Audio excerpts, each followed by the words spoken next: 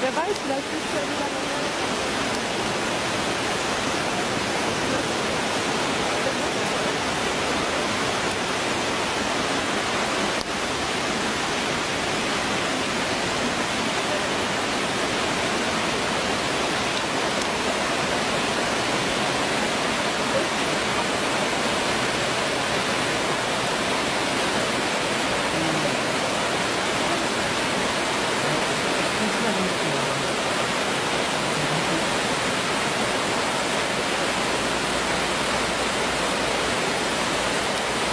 Hola amigos, bienvenidos a este nuevo programa.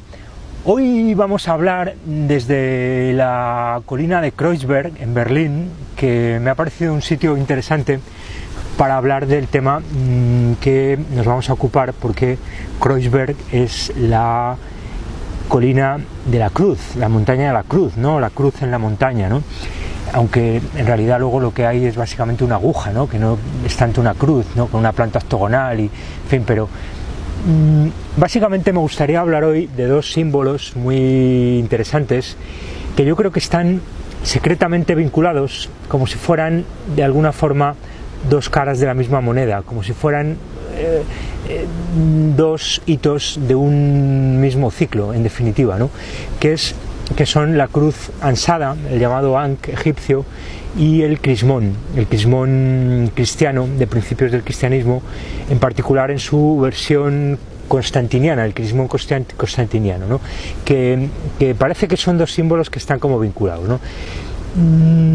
Y yo creo que la clave para comprender todo esto está en lo que venimos ya diciendo sobre el papel importantísimo que tiene, pero a un nivel muy oculto, sin que lo sepa la mayoría, el ciclo de precesión de los equinoccios y esos hitos fundamentales del ciclo de precesión de los equinoccios, que yo he denominado, a falta de un nombre mejor, galaxiasticios o galaxisticios, o algo así como solsticios planetarios o galácticos, perdón, o lo que se quiera, ¿no? Entonces, la idea básicamente es que yo creo que esos dos signos nos están hablando, la cruz ansada y el crismón constantiniano, de ese ciclo de precesión de los equinoccios y de los hitos fundamentales de ese ciclo, ¿no? La versión oficial de lo que significa el Ankh o cruz ansada es muy escurridiza. Nos hablan que es el signo de la vida, el signo de la regeneración, el signo de... pero es muy ambiguo, no saben muy bien qué significa eso, ¿no? Lo llevan todos los dioses en la mano, lo agarran justamente por el lazo que está en la parte de arriba de la cruz ansada, ¿no?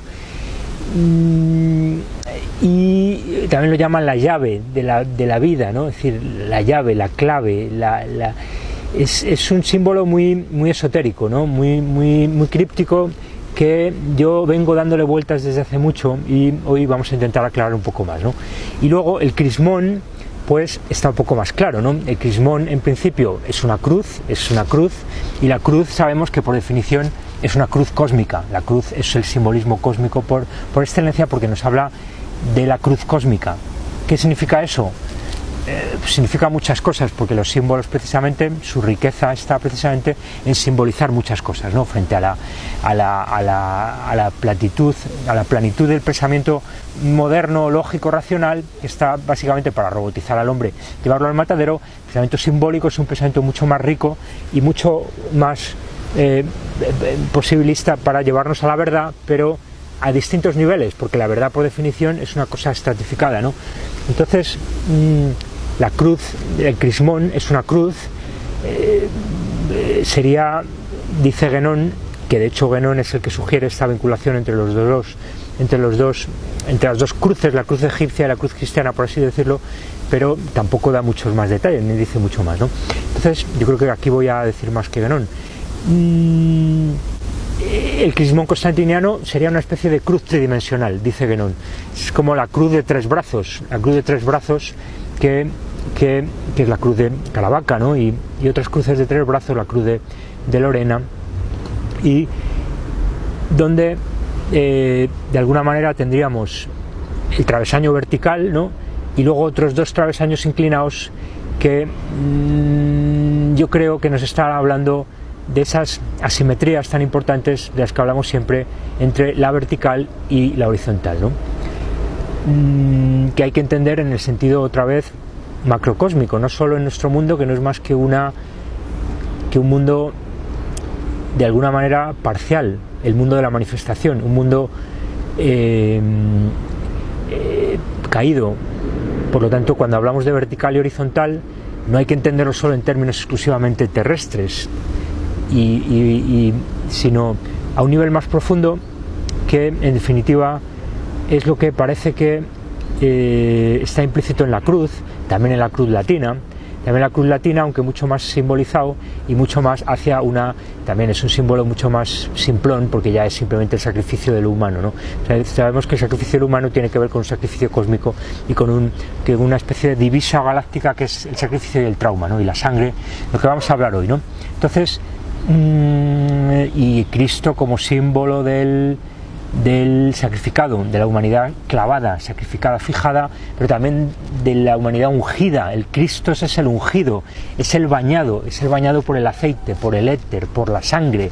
Vamos a hablar ahora del taurobolium en latín, el sacrificio del toro que se hacía sobre la víctima, porque hay dos víctimas, siempre hay dos víctimas, la víctima en acto y la víctima en potencia. La víctima en acto es el toro sacrificado, y la víctima en potencia es el iniciado, el iniciando, el que se está iniciando mediante trauma, identificándose con el toro que está arriba, sobre el que cae que recibe la sangre del toro, ¿no? El humano que está debajo, ¿no? El taurabolio, ¿no? El taurobolio, ¿no? Lo dice un tauro, ¿no? Lo dice un tauro como soy yo. Entonces, todo esto parece que está presente, ¿no? Ya he dado las claves aquí, ¿no? Ya lo he dicho, ¿no? Es el toro. La clave para comprender el Ankh egipcio y el crismón constantiniano es el toro. Esa es la clave, ¿no? Nos lo ha dicho Kubrick, otra vez de nuevo, Kubrick, siempre es Kubrick, ¿no? Con Kubrick ya basta, no hace falta, todo el resto del cine se puede tirar a la papelera, no hace falta nada más, solo con Kubrick, ya con sus 13 películas, ¿no? Tenemos todo, y luego ya hay que buscar el falo, ¿no? Pero ya con sus 13 películas ya lo tenemos todo. Entonces, como vimos hablando de la Esfinge y de las pirámides, ¿no? Que es una localización en la Tierra muy importante, ¿no? Ahí veíamos que justamente en la salida de Sirio, donde está Orión, todo eso de lo que hemos hablado, pero en ese momento, en esa efemérides tan importante cósmica, que son los galaxisticios, tanto el galaxisticio mayor, que vendría a ser los 17.000 a.C., como el galaxisticio menor, que vendrían a ser los 4.500, 5.000 a.C., luego el próximo galaxisticio mayor será en el 8.000 después de Cristo, ¿no? O sea que no hay que preocuparse que el Apocalipsis todavía tardará unos 6.000 años, ¿no? Entonces, justamente en esos galaxisticios, que son, como he contado, los cruces de los tres planos de inercia del sistema, la Trinidad, los tres planos de inercia del sistema, los tres mundos, simbolismo de los tres mundos, la Tierra, el cielo y el mundo entre medias, ¿no? La Tierra, el cielo y el mundo entre medias son el ecuador, el plano ecuatorial, el plano eclíptico del Sol y los planetas, y el plano galáctico, la Vía Láctea.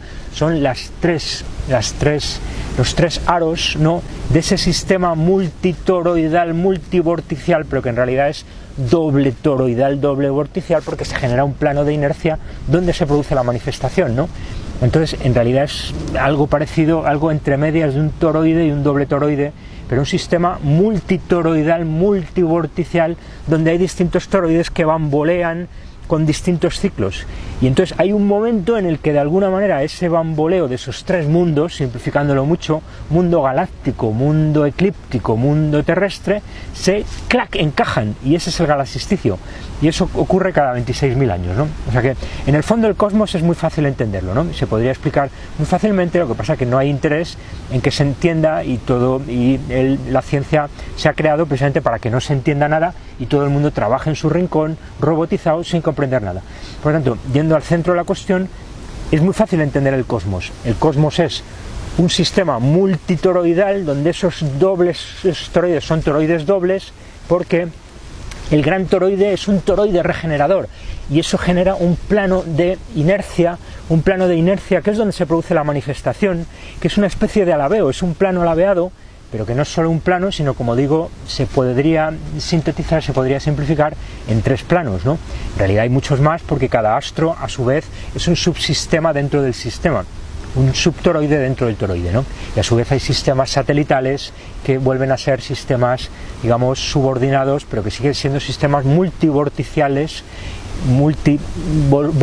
multitoroidales, pero también helicoidales, porque se superpone, digamos, una doble lógica, digamos, concéntrica y de una cierta estabilidad en el tiempo, con una lógica centrífuga o centrípeta, que es la espiral, la hélice, es el laberinto dentro de la roca, el laberinto dentro de la cueva, el laberinto que son los toros, que es el labris, todo lo que hemos hablado está aquí inscrito, ¿no? Está aquí implícito, ¿no? Entonces, justamente, como decía, en esos momentos donde esos 3 sistemas toroidales, Vía Láctea, que básicamente hace esto, nosotros creemos que diariamente, porque en realidad la rotación de la Tierra hay que descontarla y dársela a todo lo demás. Entonces, como es lógico, el centro del sistema, lo más importante, que es eso, lo más central, es el motor que mueve todo, la Vía Láctea, lo está haciendo diariamente, ¿no? Por eso los egipcios no tenían un ciclo anual, tenían el ciclo zodiaco, que era más importante. Para ellos se les descabalaba el año solar, el año que nosotros ya entendemos el año, pero que es una chapuza. Por eso es el calendario juliano. Ya cuando Julio César con Cleopatra a Alejandría y ya por fin consiguen, ya con los Ptolomeos, si no se negaban los egipcios, para ellos era sagrado el año, porque ellos sabían que el año importante era el zodiaco, era Sotis, Sirio, es decir, la estrella, la Vía Láctea, la esfera de las estrellas fijas, ¿no? Porque Sirio está en la Vía Láctea, porque es Sisis, porque es la Vía Láctea, porque es la leche del pecho de la diosa, ¿no? Entonces, que nutre a todo lo demás, la leche de la que sale, ¿no? Luego la vaca, es lo mismo, la vaca que crea el sol, ¿no? Todo lo demás, pero en el centro está la leche, ¿no? Está la Vía Láctea, la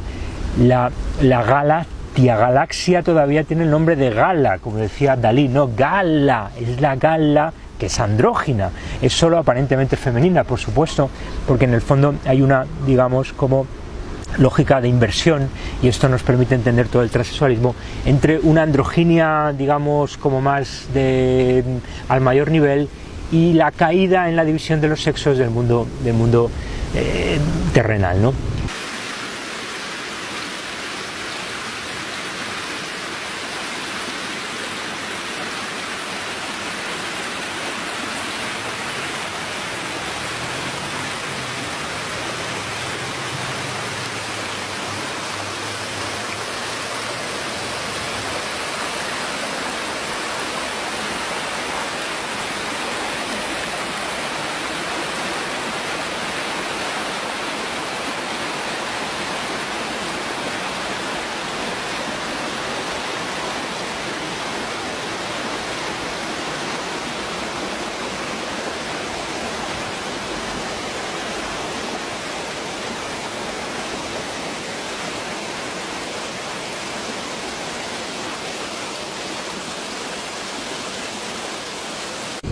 Decíamos entonces, ¿no?, que básicamente son esos 3 sistemas multitoroidales que están como unos dentro de otros y donde hay unos más importantes que otros, pero todos influyen. Es decir, la Vía Láctea, que en realidad, digamos que está en el centro. Lo que pasa es que hay que entender que todos estos son toroides, entonces no se puede hablar solo de que están en el centro, y porque como son toroides están dentro y fuera al mismo tiempo, porque es una lógica de envolvimiento, ¿no? Entonces, de envolvimiento donde el fuera y el dentro son 2 caras de la misma moneda, porque estamos dentro de una lógica toroidal, ¿no? Entonces tenemos la Vía Láctea, ¿no?, como uno de esos sistemas multitoroidales que se bambolea, y de hecho muy recientemente ha salido una noticia donde científicos oficiales del Instituto de han dicho que la galaxia está alabeada, y entonces yo he dicho, pero si yo ya lo dije, no hace falta la NASA, en el Instituto de la Universidad de Cambridge, Oxford, sino que lo dijo ya Pedro, ¿no? La galaxia está alabeada porque es esto, ¿no? Que es el 1, 2, 4, 8, 7, 5, 1, 2, 4, 8, 7, 5, 1, 2, 4, 8, 7, 5, ¿no? Sabemos por las matemáticas vorticiales que en realidad es lo que gobierna todo esto, el número y las proporciones de los números, donde solo hay 9 números, ¿no? Y podríamos, digamos, decir de manera muy simplificada que básicamente los números de ese plano de inercia, que es en torno al que se genera la manifestación, ¿no? Toda la manifestación se da en este plano, en torno a ese plano, con ese alabeo que es en definitiva el que da los planetas. Por eso los planetas del sistema solar todos orbitan más o menos, no son planos, eso es una abstracción del sistema que lo ha hecho simplemente para que sea más fácilmente calculable y por lo tanto sea más fácilmente construir bombas atómicas, robotizar a la población, pero la ciencia por definición está ahí para alejarse de la verdad y crear una realidad sustitutoria que nos venden como verdad, pero que se aleja de la verdad. Sin embargo, con el símbolo pasa lo contrario. Con el símbolo nos acercamos más a la verdad, pero es menos manejable para robotizar. Bueno, también lo es, lo que pasa es que cumple su ciclo histórico, ¿no? La lógica del signo de los tiempos de Guénon, donde ahora toca el periodo histórico y digo científico, no racional, pero y punto, ¿no? Ya los símbolos han cumplido un cierto papel y luego lo van cumpliendo otros, ¿no? Son simplemente fases de una especie de lógica ineludible, ¿no? Porque en el fondo la libertad es una ilusión y todo ocurre como tiene que ocurrir y ya está, ¿no? En ese ciclo de muerte y resurrección de la humanidad, ciclos de la humanidad donde distintas humanidades van pereciendo y van surgiendo otras a partir de los restos de las unas, ¿no? Por lo tanto, el ciclo más importante cósmico es el ciclo galáctico, el ciclo de precesión de los equinoccios, que es este bamboleo, ya digo, de 26.000 años respecto del Sol, pero en realidad, claro, ¿cómo calcularlo? Porque en realidad es diario, es un ciclo diario, ¿no? Por lo tanto, si multiplicamos veremos la cantidad de vueltas que da la galaxia, que son muchas menos de la que da todo lo demás, porque si la rotación de la Tierra se la descontamos a todo lo demás, si le damos la vuelta al guante y nos damos cuenta que la Tierra está quieta relativamente con respecto a todo lo demás y la rotación de la Tierra se la adjudicamos al movimiento de todo lo demás, que ese ha sido el truco que han hecho con el truco, porque siempre hay truco, ¿no? El truco de la teoría helocéntrica, ¿no? Es lo que han hecho, ¿no? Vender la Tierra como un planeta más cuando no es así. Es el último planeta, o al menos la última capa más cerrada. Luego no sabemos lo que hay debajo, pero quizás probablemente haya otras capas, ¿no? Haya un sistema haya otras capas, ¿no? Donde la lava es la fricción, porque la fricción es el pecado, es la caída en la transgresión, ¿no? Prometeo peca, Prometeo transgrede la ley de los dioses porque roba el fuego de los dioses. Prometeo es Saturno, lo cuenta muy bien un libro fantástico, pero ya para iniciados, porque es muy complejo, el molino de Hamlet, de Giorgio de Santillana y Gerda von Degen, donde ellos hablan de cómo en los grandes mitos de la humanidad, de todas las culturas, ¿no? Parece sistemáticamente, es un estudio de religión comparada interesantísimo, pero hasta las grandes obras de la literatura, los Dante, los Shakespeare, etcétera, ¿no? Si es que era Shakespeare y no Bacon, ¿no? Francis Bacon. Entonces nos dice que todos son símbolos cósmicos, ¿no? El molino de Hamlet, que aparece en otros muchos mitos, los molinos, el maelstrom, el remolino famoso del viento del norte, todos los simbolismos que aparecen en esas historias, ¿no? Los famosos ríos, los árboles, son todos símbolos cósmicos, ¿no? Y entonces, al final, básicamente lo que tendríamos son ese alabeo del plano de inercia, vendría a ser el 1, el 4, el 8, el 7 y el 5, el 1, el 4, el 8, el 7 y el 5, el 1, el 4, el 8, el 7 y el 5, que sabemos que en las matemáticas vorticiales de Marco Rodin es el 1, el 2, el 4, el 8, el 7, el 5, el 1, el 2, el 4, el 8, el 7, el 5, el 1, el 2, el 4, el 8, el 7, el 5, el 2, el 4, el 8, el 7, el 5.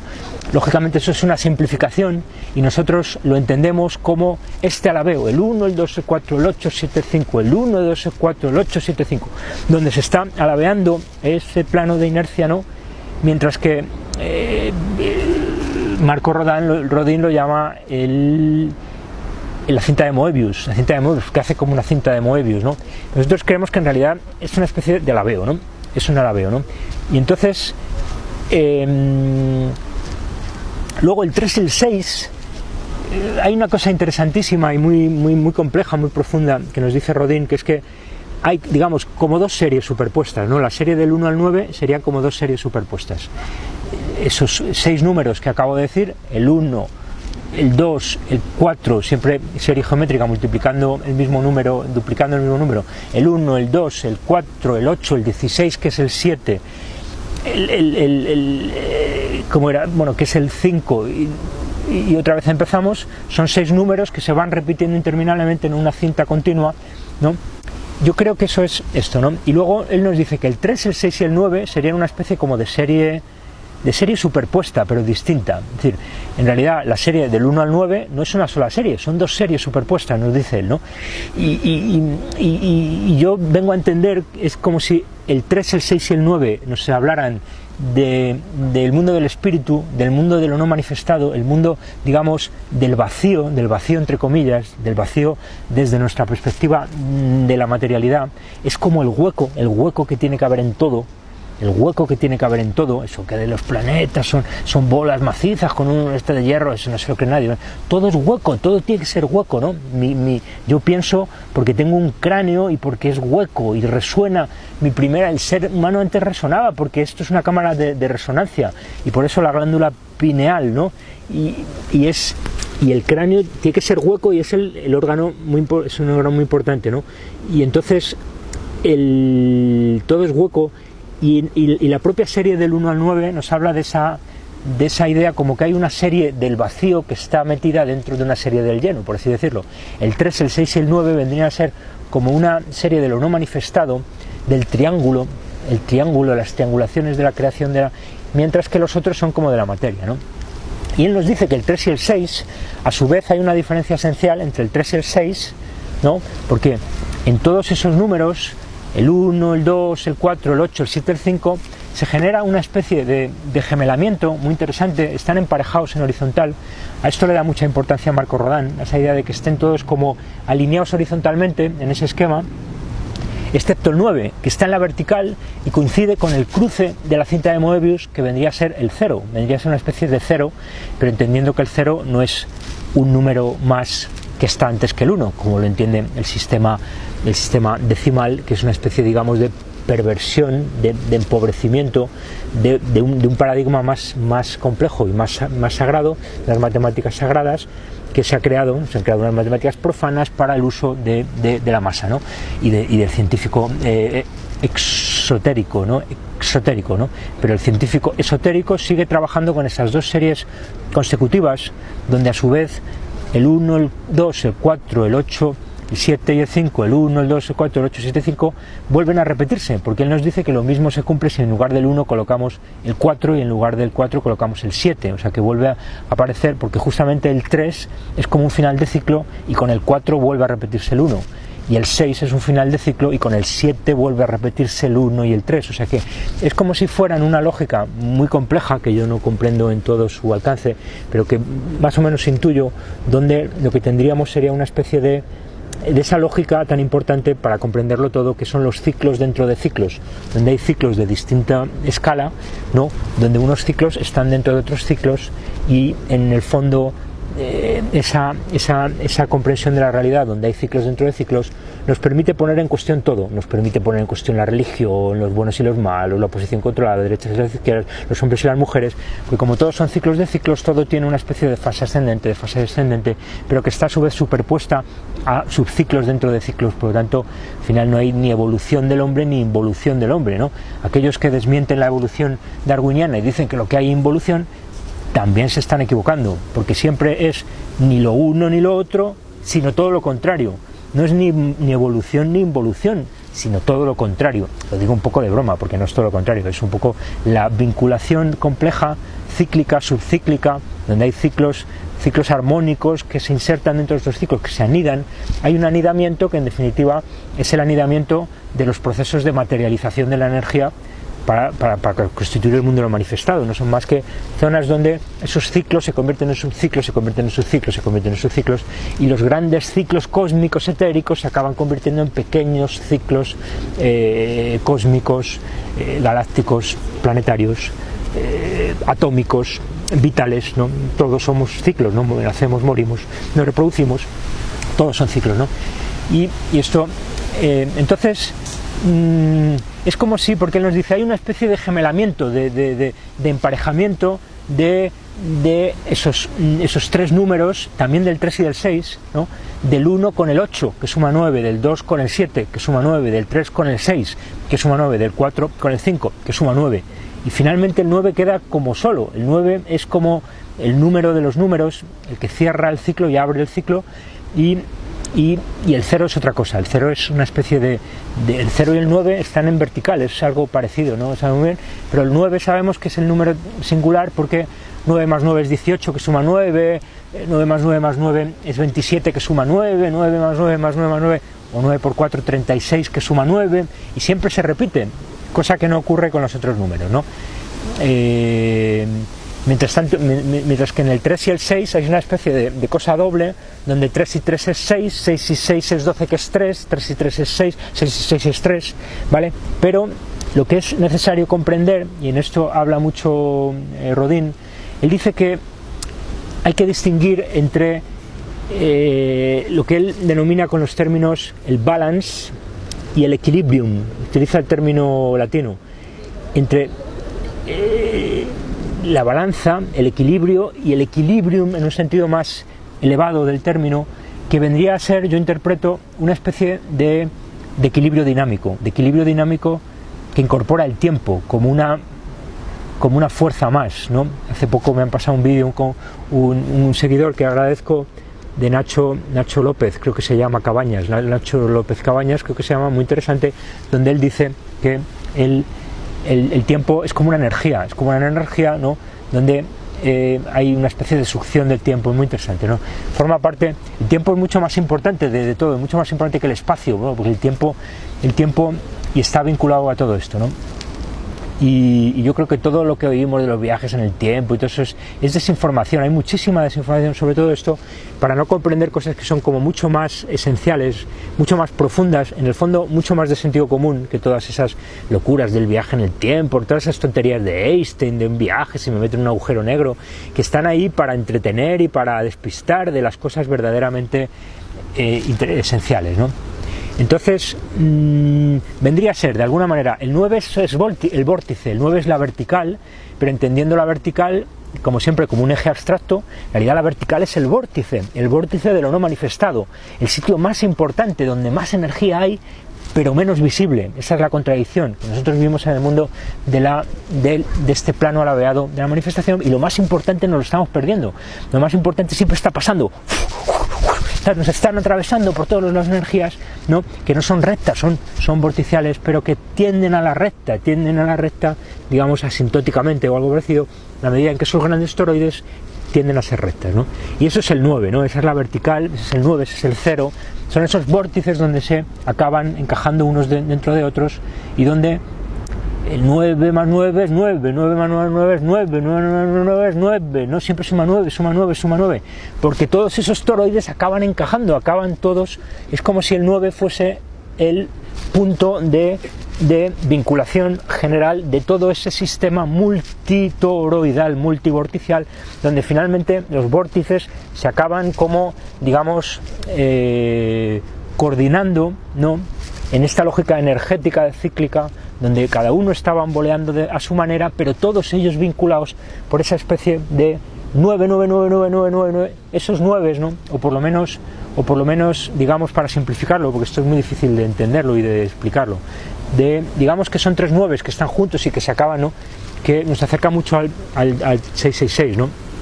Entonces, ese sería el 9, ¿no? Luego, curiosos esos gemelamientos entre el 1 y el 8, el 2 y el 7, el 3 y el 6, el 4 y el 5, esos gemelamientos pero asimétricos, porque el 1 y el 8 en realidad nos está hablando de la proporción 1 a 8, ¿no? El 2 y el 7 nos está hablando de una proporcionalidad, el 3 y el 6 nos están hablando de pero hay un equilibrio donde todo ello junto a la vez genera una especie de gemelamiento, de gemelaridad, donde la manifestación, la propia esencia de la manifestación es esa dualidad, donde se genera el blanco y el negro, el sol y la luna, el día y la noche, Júpiter y Saturno, etcétera, Urano y Neptuno, donde siempre hay una especie de gemelaridad, donde tenemos el uno y el otro, el bueno y el malo, el hombre, la mujer, y desde el arriba y el abajo, pero que eso no tiene nada que ver porque en el fondo pertenece a otro orden, y ahí es donde aparece la Trinidad, y ahí es donde aparecen el 3 y el 6, que también participan de esta gemelaridad.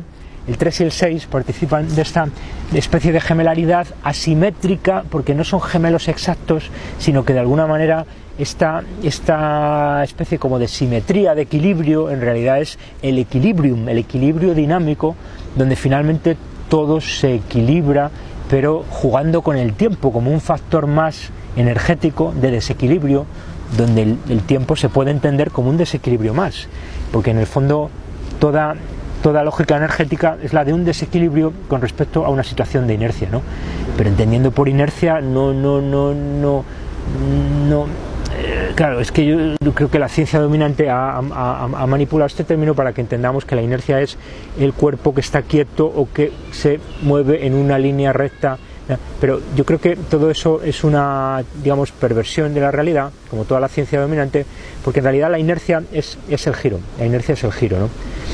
Y la inercia es el giro y el desequilibrio es el apartamiento del giro. El apartarse de ese giro es la energía. Un sistema está desequilibrado en la medida en que tiende a ir perdiendo poco a poco ese bamboleo y quedándose quieto. Quedándose quieto, ¿no? Finalmente, bueno, quizás sí, habría que decir que finalmente todo se para, ¿no? Estamos hablando de cosas que mayores, ¿no? Que se nos escapan, pero en todo caso no, porque una vez que se para colapsa el sistema. Por eso digo que la propia inercia del sistema es ya el giro, el propio, o al menos de nuestro mundo manifestado, ¿no? Y como la ciencia exotérica por definición trata del mundo manifestado, porque es un mundo de la materia, un mundo de la materialidad, ¿no? En esta inversión satánica de todo, pues en el fondo están, en fin, no me voy a perder en ese asunto y vamos a seguir un poco la línea de pensamiento que llevamos hasta aquí, ¿no? Entonces, ¿para qué nos sirven las matemáticas vorticiales para todo lo que estamos diciendo aquí, ¿no? Porque yo creo que en el fondo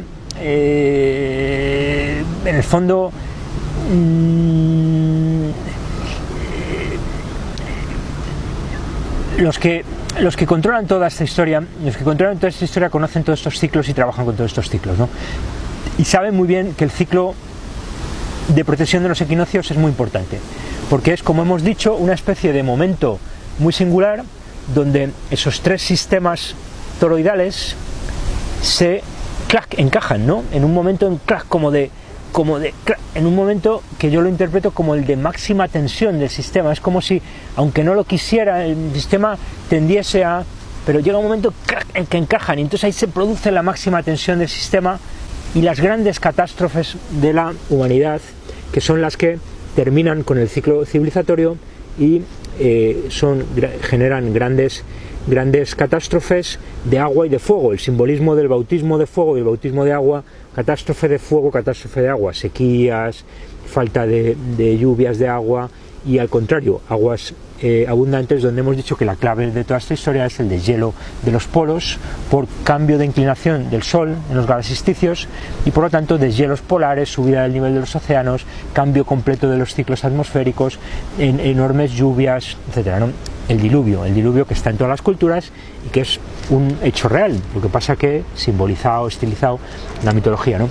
Pero entonces parece muy lógico que si la cruz ansada es un símbolo de la vida, de la regeneración, de los ciclos, y el crismón también es de la cruz, y la cruz es la cruz cósmica, es la cruz, hemos dicho, la cruz tridimensional, la cruz de tres cosas que se cruzan, Claro, lo que pasa es que luego, como nos han, porque tenían que vendernos que era solo una víctima masculina y no era otra cosa, y no jugaba la hierogamia y la víctima, Dios y la diosa y la fertilidad, porque supone que Jesús no tiene hijos y todo eso es oculto. Es decir, como hay toda una manipulación religiosa para vendernos, que es parte de una agenda patriarcal, para colocar en el centro a la figura masculina, ocultar a la figura femenina, menospreciarla, aunque en realidad es la que sigue siendo la mayor traumatizada, porque son los linajes de sangre y todo esto.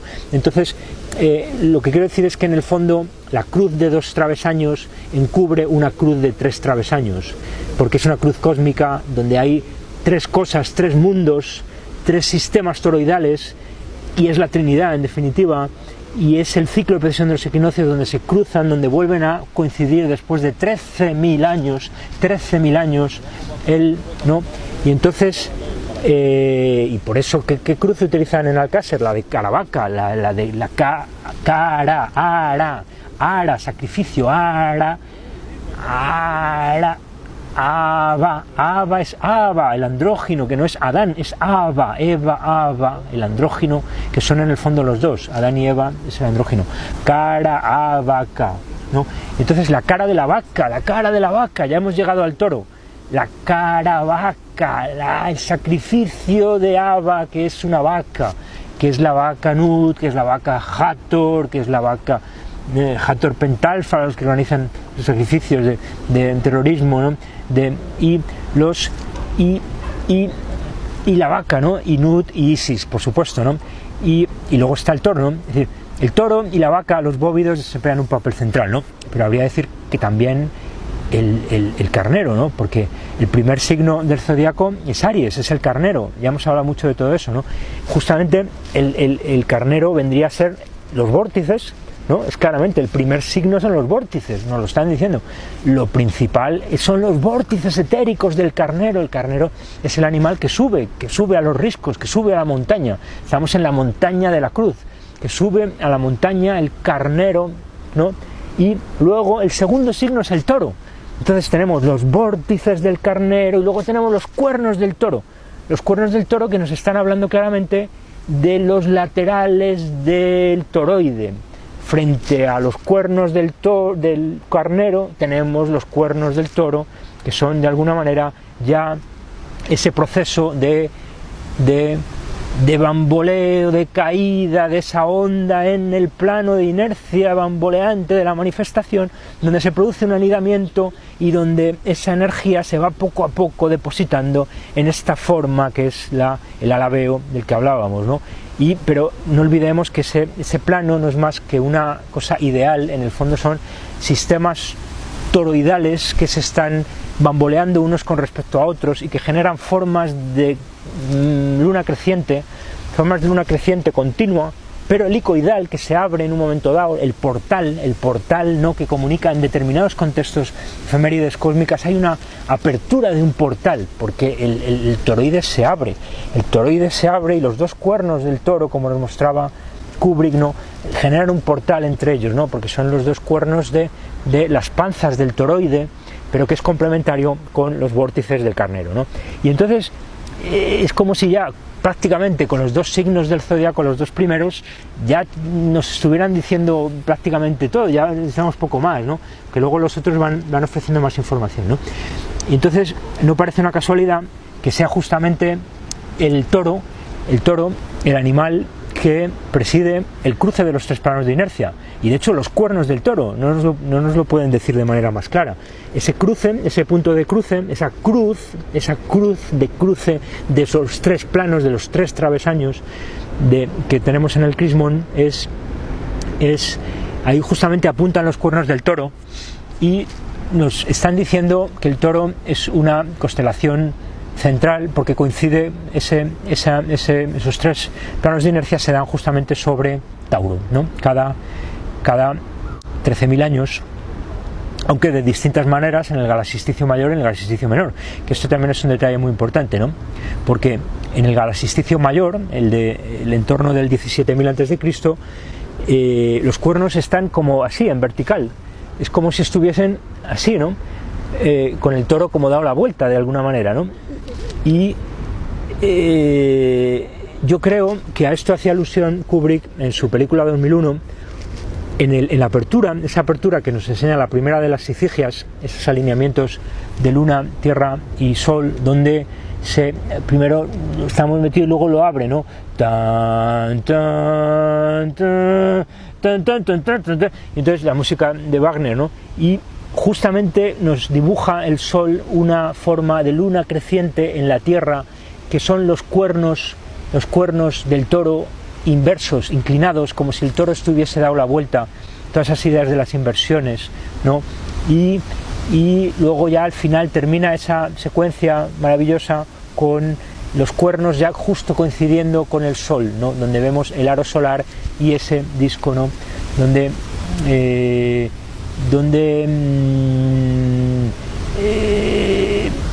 Kubrick básicamente lo que nos está diciendo es que eso es el galaxisticio mayor, porque Kubrick es tan genial que está abriendo la película con el ciclo de precesión de los equinoccios. No podía ser más lógico, ¿no?